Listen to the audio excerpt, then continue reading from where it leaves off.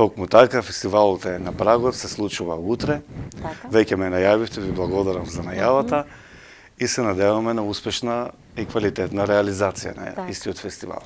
Интересно е тоа што овој фестивал е навистина значаен за македонската културна и музичка, но и духовна традиција и се одржува веќе 12 години. Знам дека ти си е дел од тимот кој што и подоцна се приклучува во организацијата на овој фестивал, но можеме ли да се навратиме наназад во идеите, во првите фестивалски организации, како изгледало и како расте? Така, како и секоја фестивалска организација, нели, се има свој напредок, претпоставувам. Така да, и ако се вратиме години наназад, Источното црковно пеење како фестивал имаме таа привилегија да биде прв фестивал во Македонија. Значи тоа се случува 2010 година под тогашните раководители на НУЦК Антон Панов. Па од тогаш наваму прво бележи, како што разговаравме на кратко, мислам првите фестивали во домот се одржаваат, па потоа да бидат преместени во Светиот храм, Свети 15 Евреополски свештеномученици. И од тогаш па натаму во самиот храм се одржува тој фестивал. Пред да влеземе во студиото, спомна дека некаде 7-8 години веќе се одржува во храмот Свети 15 Евреополски свештеномученици. Мислам дека рече некаде 2015-та, ако не се лажам. Така, по сознание некој од претходниот раководител, Кира Козаров, мислам дека точна информацијата од некаде 2014-15 е во храмот.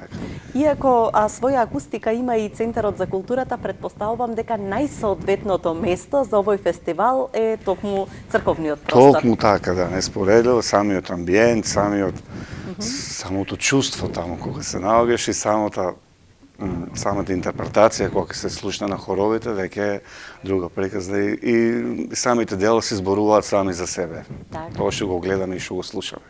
Предпоставувам, малку можеби делува и непознато за пошироката јавност, што значи источно црковно пеење.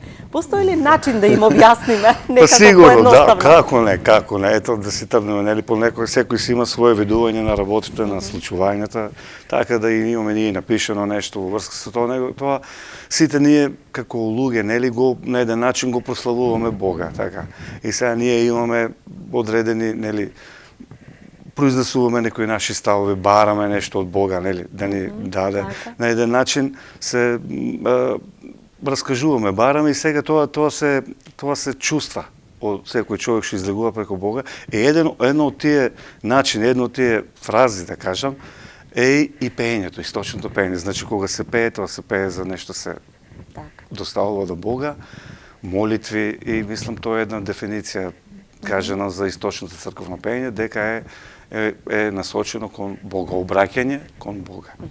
Една од спецификите на источното црковно пеење е дека нема употреба на инструменти, целата моќ на пеењето е во гласовите.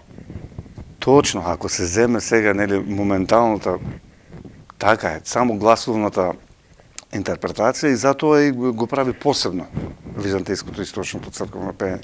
Некаде ќе прочитате дека низ текот на години, бидејќи траело доста долговековно, има долговековна традиција источното пеење од 5 век па до 13-14 колку траело, потоа настапува нели друга ера, ќе видите дека некаде се забележуваат некои во Византија некои инструменти